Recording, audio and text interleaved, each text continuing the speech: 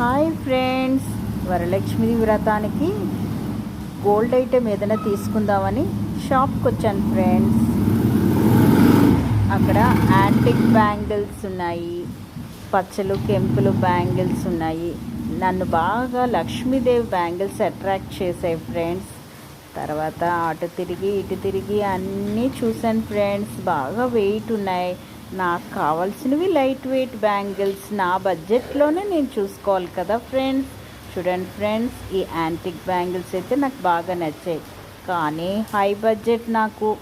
నా బడ్జెట్లో అయితే పగడం గాజులే మరి ఫ్రెండ్స్.